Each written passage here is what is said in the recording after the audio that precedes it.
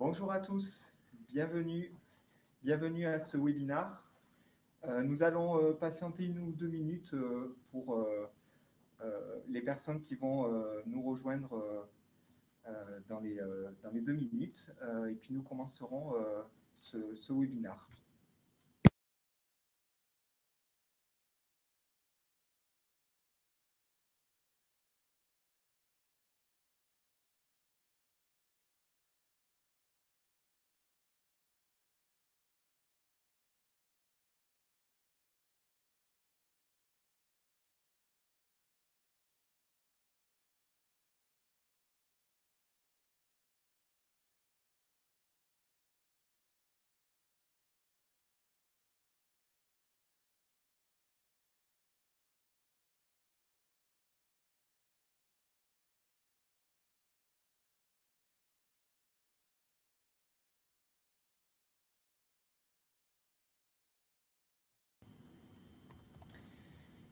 Bien, merci à tous. Bienvenue à nouveau. Merci pour votre participation à ce webinaire.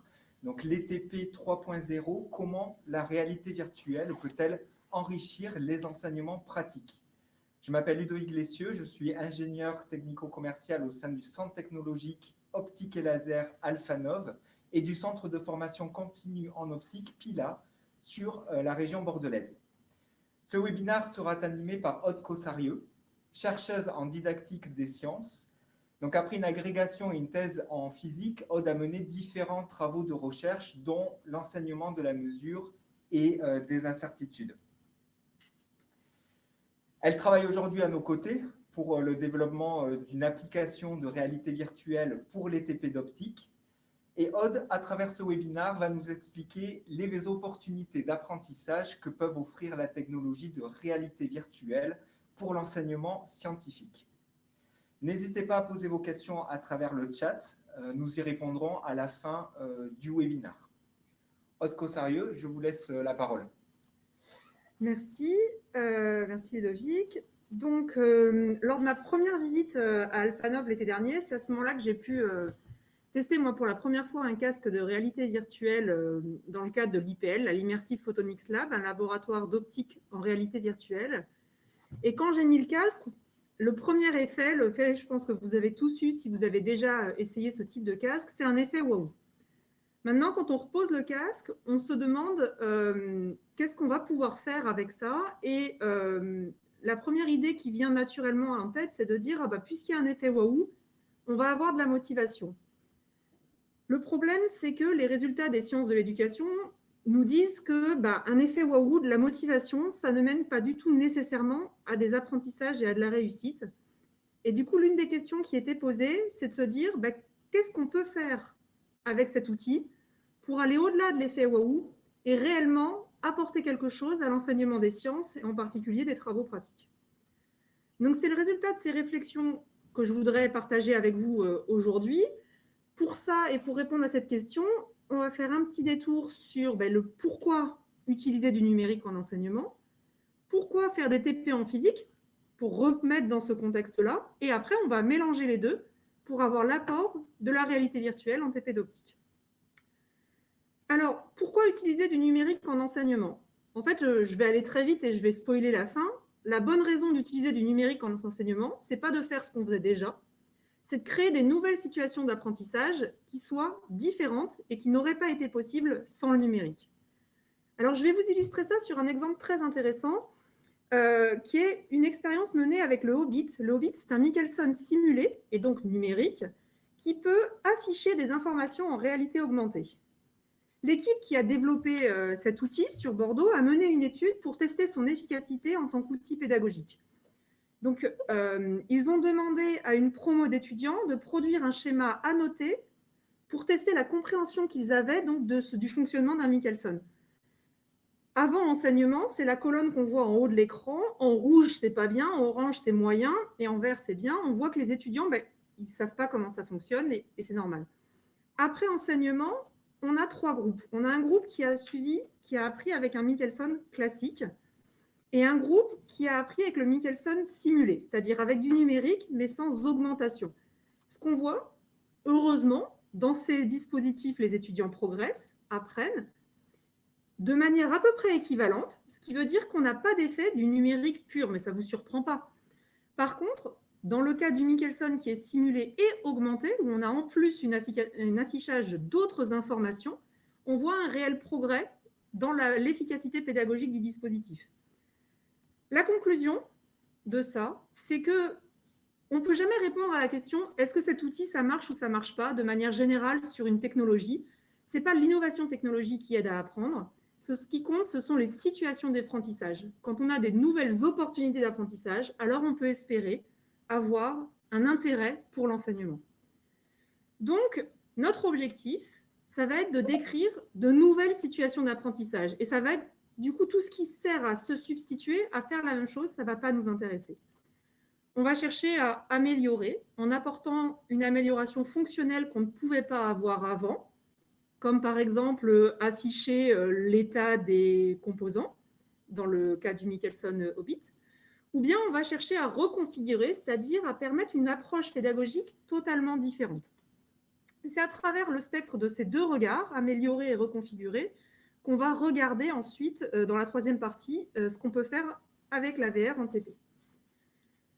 Alors, on veut améliorer, ou en tout cas apporter des choses à l'enseignement des TP de physique, donc re-regardons ce que l'on fait en TP de physique.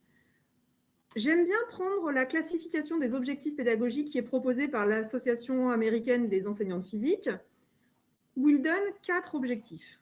Le premier, et c'est celui qui est souvent le plus cité à l'université, comprendre des concepts de physique, faire le lien entre la théorie et les expériences. Le deuxième, très utilisé dans tout l'enseignement, très mobilisé dans tout l'enseignement des sciences, au primaire, au collège, et puis ensuite, quand on prépare les futurs chercheurs, mener des démarches scientifiques. Un troisième, parfois un peu mal aimé, je trouve, développer des compétences d'expérimentateur.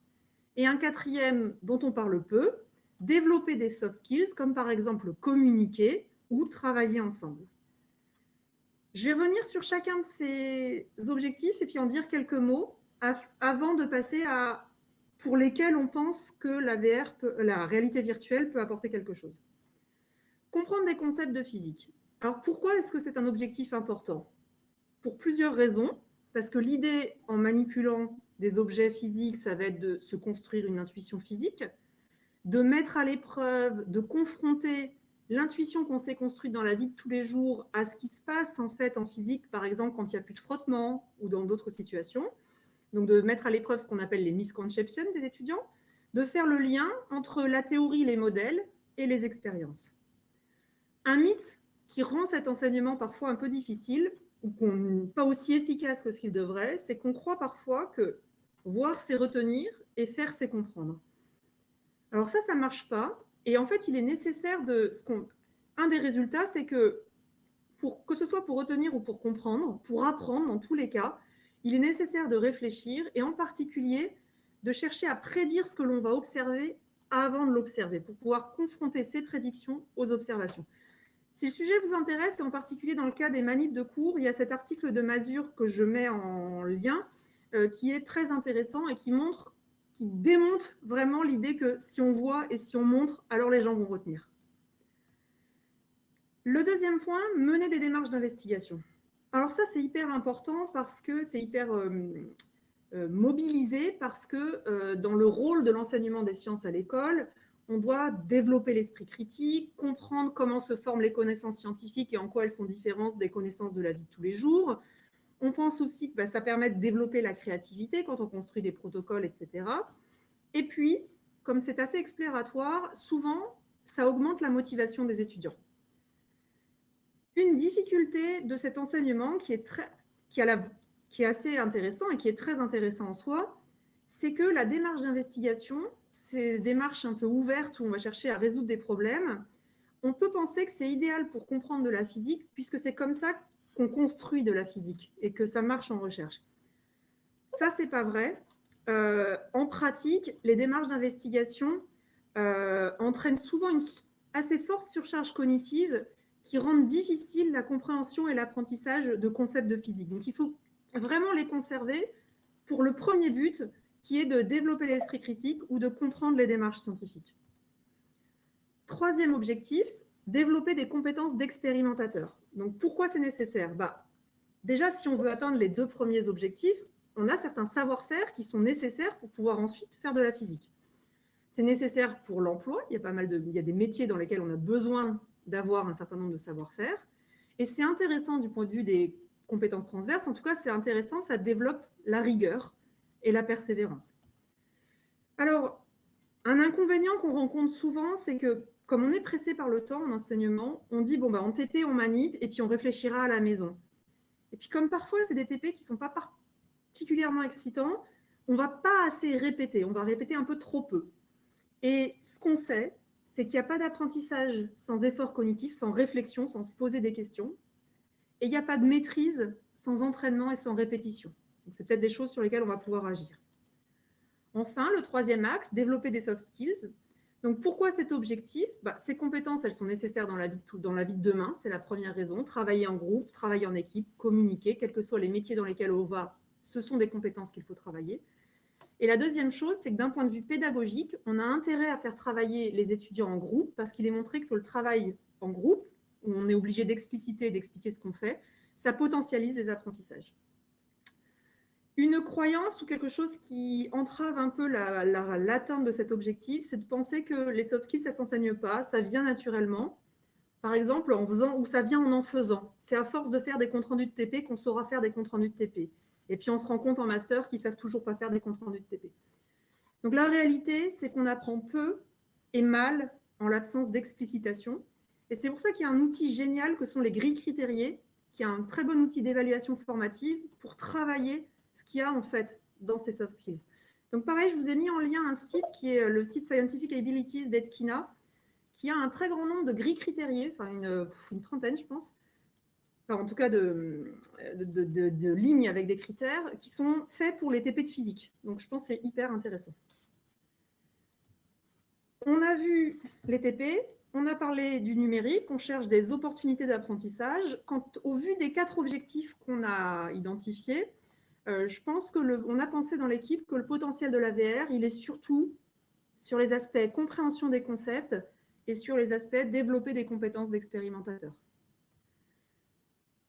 On va donc regarder un petit peu pour chacun de ces objectifs quelques pistes de ce que peut apporter la réalité virtuelle. Alors pour ce qui est de la compréhension de la physique et de la compréhension des concepts, une première chose qu'on retrouve en fait à chaque fois qu'on a du numérique et de la simulation, c'est la possibilité de faire varier plein de paramètres de l'expérience de manière continue pour regarder l'effet de ceci sur cela. Si vous faites, on a un cristal non linéaire, on peut le prendre n'importe quelle épaisseur, on pourrait même faire varier des paramètres qu'on ne peut pas faire varier dans la vraie vie, se dire, et qu'est-ce qui se passerait si? On a aussi le fait de pouvoir du coup rendre certaines manips accessibles à certains handicaps. Et évidemment, on a l'idée de montrer l'invisible avec la réalité augmentée. Donc ça, on en a déjà parlé tout à l'heure. Ce qui est intéressant dans l'expérience qui avait été menée avec le Hobbit, par exemple, c'est que les étudiants et les enseignants disent que la réalité augmentée, et comme les chiffres d'ailleurs, les a aidés à comprendre et à apprendre. Et ce qui était le plus utile dans cette étude, ce qu'on lit, c'est que le plus utile, c'était d'avoir l'affichage de l'état des composants manipulés. Donc ça, c'est évidemment quelque chose la réalité augmentée, c'est quelque chose qu'on peut faire vivre dans la réalité virtuelle. Un deuxième point, c'est quelque chose qu'on sait, questionner, ça fait réfléchir, ça aide à comprendre. Alors, c'est évidemment le rôle de l'enseignant en TP de venir près d'un binôme et de leur demander où ils en sont, qu'est-ce qu'ils comprennent pas. Ce qui se passe, par contre, ou bien dans les fascicules de TP, on pose des questions et les élèves ou les étudiants doivent répondre au fur et à mesure. Ce qui est important, c'est que cette question, elle arrive au bon moment et puis qu'on ait le feedback assez rapidement, qu'on ait la réponse assez rapidement. C'est ça qui va aider à comprendre. Alors, du coup, c'est pour ces raisons qu'embarquer des questions, alors nous, on a mis une petite mascotte là qui va pouvoir venir vous poser des questions. Ça va pouvoir aider les étudiants à réfléchir pendant qu'ils manipulent. Une autre possibilité, c'est, mettons qu'en cours, c'est d'émuler un montage particulier pour mieux le comprendre, un montage sur lequel, en vrai, on ne l'aurait pas fait parce que ça ne justifie pas de faire un TP en entier ou on n'aurait pas eu le temps. Mais là, on va pouvoir le montrer. Je prends un exemple là, de physique plutôt avancée. Si vous enseignez en cours le principe du compresseur, il peut être intéressant. Du coup, là, avec le casque, il est implémenté dedans et ça va pouvoir d'aller jouer un peu avec la manip pour mieux comprendre le rôle des différents composants, qui sert à quoi, comment ça se passe, etc. Donc ça, c'est pour ce qui était des concepts. Maintenant, pour ce qui est de développer des compétences techniques, là, on est vraiment sur les savoir-faire procéduraux. Quelque chose qui est important, c'est évidemment de faire des manips. Il faut en faire pour apprendre et il faut répéter. Et l'un des avantages de tous les outils numériques, ça va être la facilité de mise en œuvre. Il va suffire de cliquer sur quelque chose. Là, en plus, on a quelque chose de peu encombrant.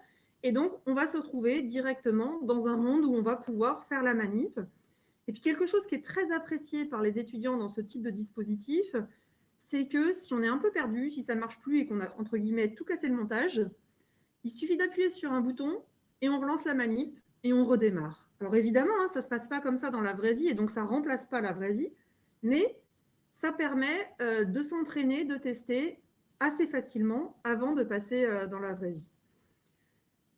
C'est évidemment du coup facile d'émuler du nouveau matériel, en tout cas nouveau au sens où on ne l'aurait pas dans la salle de TP, parce que c'est professionnel et spécialisé, c'est cher, c'est hyper fragile ou ce genre de choses. Vous imaginez bien. Quelque chose qui nous a intéressés, c'était la possibilité d'intégrer dans la VR, dans la réalité virtuelle, la sécurité laser. Par exemple, le comportement de l'objet, là, quand vous venez manipuler, ça fait des réflexions parasites et on voit des réflexions qui vont sortir de la table. Et ça, ce n'est pas acceptable en pratique, dans un monde professionnel. Et donc, grâce à la réalité virtuelle, on va pouvoir, évidemment, noter ces éléments, mais aussi noter si la personne passe la main dans le faisceau ou a un comportement dangereux. Et donc, on va pouvoir travailler sur le fait d'apprendre des procédures en toute sécurité avant de passer ensuite sur du matériel plus cher, ou plus dangereux. De la même manière, on peut avoir des indicateurs de la qualité du montage. Est-ce qu'on est réglé parallèlement et si oui, à combien de degrés d'écart, ce genre de choses. On peut faire apparaître des aides contextuelles. Et puis, quelque chose qui est assez différent et qui nous plaît beaucoup et sur lequel on veut travailler, c'est l'idée de pouvoir proposer aux étudiants des parcours progressifs. C'est-à-dire de dire, OK, on va apprendre à aligner un faisceau qui fait ceci ou cela, on va apprendre à aligner un télescope, mais en fait, on va proposer un parcours progressif où on va avoir un étayage de LED au début, qu'on va progressivement enlever. On va demander au début de faire des tâches plus simples et puis progressivement, on va faire des tâches plus complexes de manière à créer un chemin qui soit toujours à un niveau de difficulté tel que c'est un peu challengeant, mais c'est pas trop dur, donc je suis en situation de réussite. Et donc ça nous paraît extrêmement intéressant de pouvoir développer ce genre d'approche dans un casque qui vient du monde du jeu vidéo, quoi. Comme dans le cas précédent, on a la possibilité d'avoir un agent qui vient interagir. Et puis, ce scénario et puis l'outil nous permet d'avoir un entraînement possible hors de la salle de classe pour réserver au temps en classe avec l'enseignant ce qui n'est pas possible de faire en réalité virtuelle et qui a toute son importance. Je vous remercie de votre attention et je vais redonner la parole à mon collègue. Merci beaucoup, merci Aude pour cette présentation. Avant de découvrir le témoignage de professionnels sur l'utilisation de ces technologies, je vais vous présenter un petit peu en quelques minutes donc l'Immersive Photonics Lab qui a été donné en exemple au cours de la présentation par Aude. Donc l'Immersive Photonics Lab, c'est un projet qui a été développé au sein de PILA depuis près de 6 ans avec le soutien de l'Université de Bordeaux et d'enseignants-chercheurs de l'Université de Bordeaux, avec des partenaires européens également, tels que l'École Polytechnique, l'Université de Szeged, Rutherford Appleton Laboratory en Angleterre et ILAI Consortium. Donc, il s'agit d'un véritable laboratoire d'optique, de photonique virtuelle qui, sans être un outil de simulation, reproduit très fidèlement les phénomènes optiques pour un apprentissage immersif. Alors, on est d'autant plus content de vous présenter ça aujourd'hui qu'on a reçu hier le prisme Award, qui est une récompense attribuée par SPI, donc lors notamment de cette compétition internationale assez prestigieuse. Donc on a reçu ce prix-là hier lors d'une cérémonie officielle et on en est assez ravis. Alors, vous l'aurez compris, l'utilisation de tels outils a de nombreux avantages quant à pour leur utilisation, que ce soit dans le domaine de l'enseignement, comme l'a présenté Aude, mais aussi pour les industriels qui voudraient former de nouveaux collaborateurs, par exemple, sans forcément bloquer des chaînes de production, qui voudraient pouvoir former des clients également à distance, pour former également pour la maintenance de systèmes. Donc, c'est à la fois un outil qui peut être utilisé pour l'enseignement à travers des TP ou également pour les industriels. Alors, pour l'enseignement, nous mettons en place des TP autonomes avec différents modes d'utilisation. Un mode TP guidé, donc pas à pas, pour apprendre les compétences procédurales, et un mode plus bac à sable pour réaliser son propre montage ou laisser l'enseignant également concevoir ses propres scénarios d'usage. Donc, ce mode bac à sable, c'est la dernière étape avant de se frotter à la réalité de l'expérience, dans la vraie vie notamment. Alors aujourd'hui, un certain nombre de TP sont disponibles, alors essentiellement pour l'enseignement universitaire. De nombreux autres sont en cours de développement. Et nous sommes bien sûr à l'écoute si vous avez en tête d'autres scénarios qui peuvent vous intéresser et qui ne sont pas aujourd'hui dans cette liste soit disponibles, soit en cours de développement. Voilà, donc je vais laisser la parole à deux professionnels. Julien Bribet, tout d'abord. Julien Bribet est formateur au sein de PILA, formateur laser et sécurité laser. Et il a déjà eu à utiliser la réalité virtuelle à l'occasion de ses formations. Alors, Julien Bribet, est-ce que vous pouvez nous expliquer un petit peu plus dans quel cadre vous avez pu utiliser cet outil ? Ouais, bien sûr. Déjà, bonjour à toutes et tous. Donc, effectivement, moi, ça va faire maintenant à peu près 2 ans et demi que j'utilise l'Immersive Photonic Lab sur une base très régulière avec mes apprenants, alors qu'ils sont principalement des apprenants issus du monde industriel. Alors, comme vous venez de le préciser l'un et l'autre, c'est la versatilité de l'outil nous permet de mettre en place des choses qu'on avait des difficultés à mettre en place, notamment chez les professionnels directement, mais également et surtout sur mes activités personnelles, c'est sur l'aspect sécurité laser que cet outil a vraiment de l'intérêt pour moi, et notamment être en capacité de mettre en situation des professionnels sur des fois des situations qui sont très génériques ou ils peuvent avoir la sensation que ce soit un petit peu éloigné de leur quotidien. Pourtant, dans la majorité des cas, ça ne l'est pas. Et être en capacité de simuler des espaces de travail avec un certain nombre de situations et d'éléments qui peuvent présenter des dangers importants, les mettre dans ces situations-là et quelque part leur tendre des pièges volontairement et être capable d'interagir avec eux en direct. Voilà, là, il faut mieux éviter de faire ci. Là, on a mis la main dans le faisceau. Et l'avantage, c'est qu'il n'y a pas évidemment de danger et de risque à l'exposition à ces faisceaux-là. On sent quand même des choses qui vibrent, ce genre de choses. Et nous, être capable en temps réel d'adapter notre discours et de donner du concret, donner du visuel avec ce côté très immersif que peut avoir l'Immersive Photonic Lab. Donc c'est un outil qui est très très très utile de ce point de vue-là et qu'on aime bien comparer finalement au simulateur de vol. L'idée ici, c'est vraiment de montrer des situations et de donner du concret aux professionnels pour qu'une fois dans la réalité, de retour à leur quotidien, ils soient capables de faire des parallèles avec ce qu'ils ont vu en réalité virtuelle et éviter donc de se mettre dans des situations dangereuses, cette fois-ci avec des vrais faisceaux. Merci beaucoup, Julien. Nous accueillons également Éric Cormier, donc professeur à l'Université de Bordeaux, qui a coordonné les équipes de recherche, les équipes de chercheurs et d'enseignants-chercheurs de Bordeaux, de l'école polytechnique, ainsi que de plusieurs laboratoires européens qui ont développé du contenu scientifique de cette Immersive Photonics Lab. Éric Cormier, bonjour. Comment l'Immersive Photonics Lab peut-il vous offrir de nouvelles opportunités à vous dans l'enseignement ou dans la recherche également peut-être ? Oui, bonjour à tous.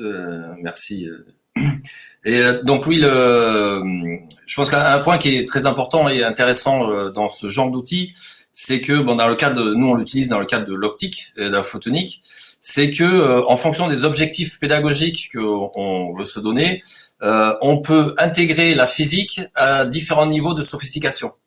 On peut propager un faisceau, on peut le propager de manière tout à fait exacte ou de manière partielle suivant ce qu'on va vouloir démontrer. On peut inclure les interférences ou pas les inclure. Et ça, je trouve que c'est très intéressant parce qu'on peut aller simuler ça juste dans les limites de ce qu'on s'est fixé, sans avoir à mettre en place un système de calcul extrêmement important.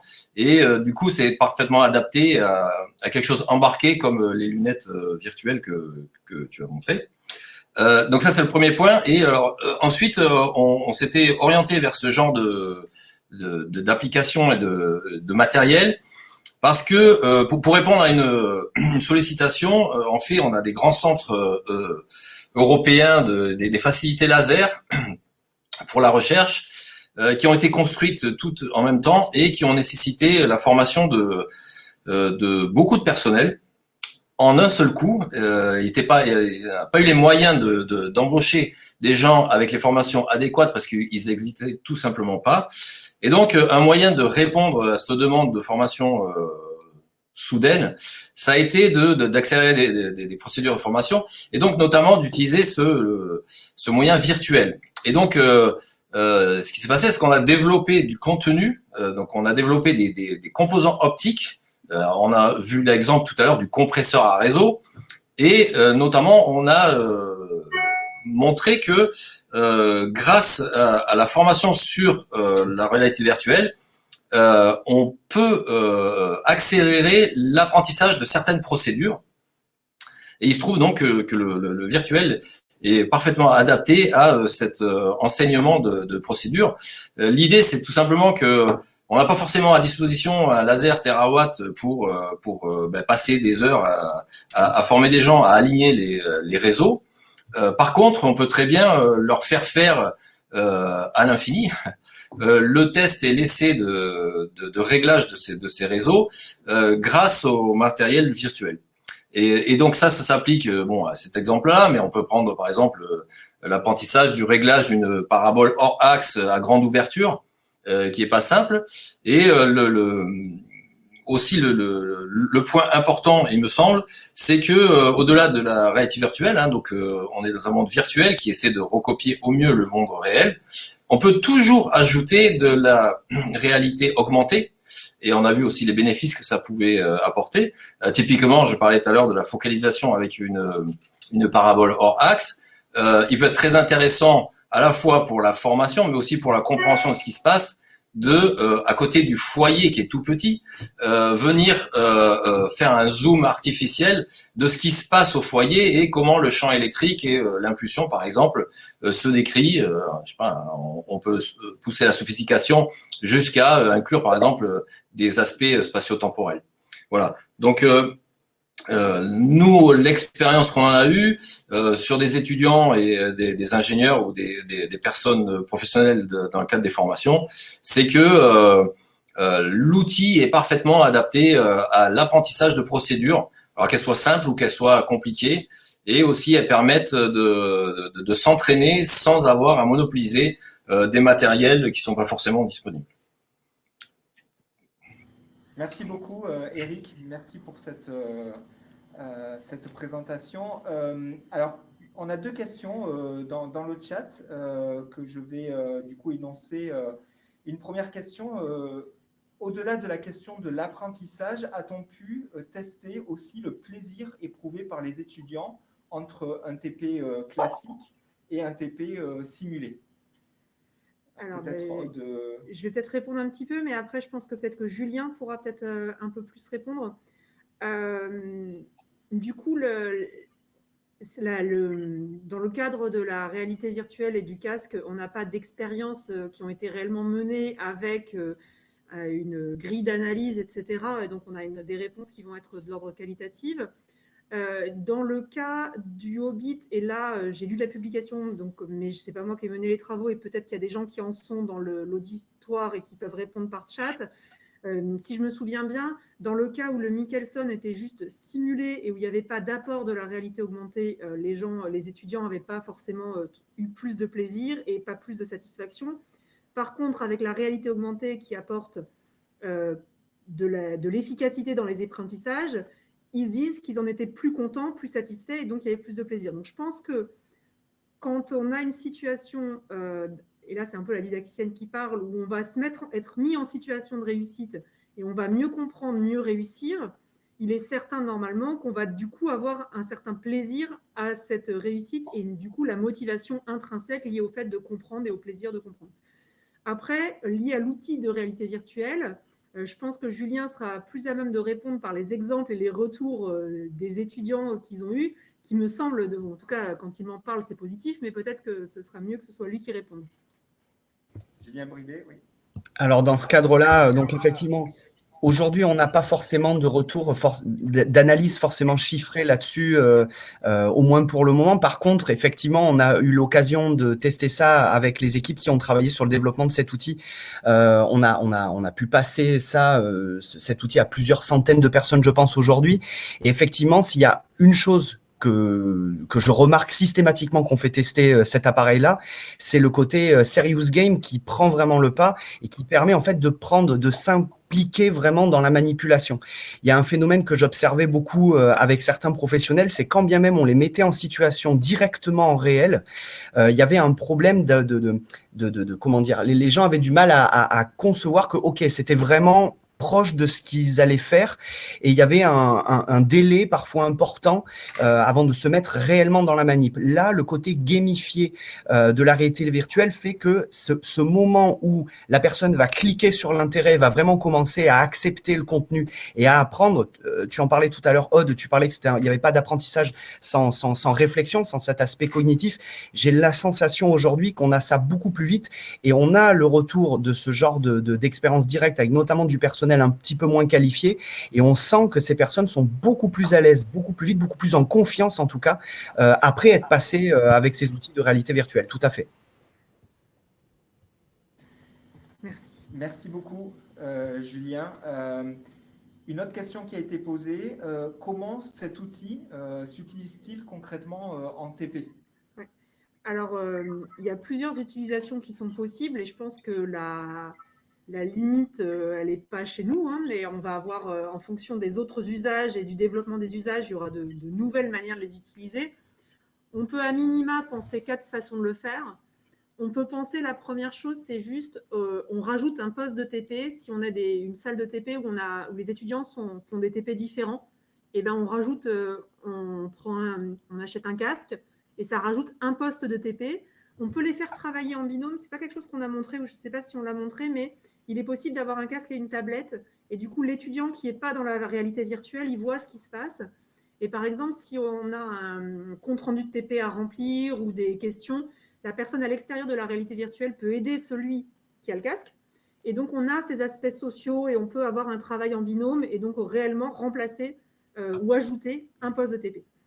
Le deuxième usage, c'est pour dans des lieux où on aurait plutôt les étudiants qui font tous les TP en même temps. Et donc là, on pourrait envisager d'équiper entièrement la promo, autant de postes que de binômes. Et là, par exemple, c'est hyper pratique si, mettons qu'on ait des sessions sur le Michelson. Après, on va avoir un Michelson en réel.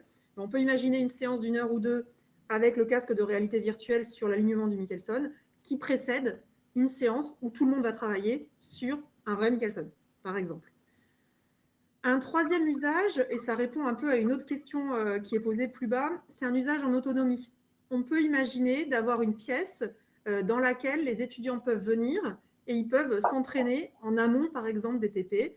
Par exemple, il y a un des TP qui est inclus dans le laboratoire, là, en manière quasiment complètement gamifiée, qui est celui d'aligner un faisceau bien parallèle. Moi, c'est quelque chose, quand j'étais étudiante, quand j'ai démarré ma thèse, je n'avais jamais appris et j'étais nulle à faire ça. Là, on a la possibilité de se former à ça en autonomie avant les premiers TP et quelque chose qui a été pendant ma scolarité un peu sous-valorisé, cet alignement de base. Et puis, le quatrième scénario auquel on a pensé, c'est dans le cadre de toutes petites promotions. On a un exemple en Bretagne, une promotion qui va être en alternance, petite promo qui fait beaucoup d'optique. Et là, on peut imaginer équiper chaque élève, chaque étudiant d'un casque et que du coup, avoir la possibilité de faire des TP à distance. Donc voilà un peu les 4 scénarios auxquels nous on a pensé, mais vous en avez peut-être d'autres. Il avait été aussi évoqué par exemple que le casque soit comme un livre, un objet empruntable pour venir réviser les TP chez soi. Bon, vous nous direz les idées que vous avez. Voilà, et bien sûr, on reste à l'écoute. Si vous avez des remarques, même au-delà de ce webinaire, n'hésitez pas, si je vois qu'il n'y a pas d'autres questions pour le moment dans le chat, n'hésitez pas à en poser encore si vous le souhaitez. Voilà, je vais remercier les personnes qui ont aidé à la réalisation de ce webinaire. Donc, merci beaucoup, Aude, merci Julien, merci Eric, merci à toute l'équipe qui travaille sur l'Immersive Photonics Lab, les équipes de développeurs, designers, etc. Et je remercie également Mariotte Guénou qui nous a beaucoup aidé à la préparation de ce webinaire. Merci à vous beaucoup pour votre présence, pour votre suivi. Donc, ce webinaire va être disponible en replay si besoin. Voici nos contacts si vous souhaitez discuter un peu plus au-delà de cet événement. N'hésitez pas à nous contacter, donc Aude Cossarieux ou moi-même Ludovic Lessieux, et nous répondrons avec plaisir à vos questions. Merci à tous, je vous souhaite une très très bonne journée et à très bientôt pour d'autres événements. Merci. Merci beaucoup. Merci, au revoir.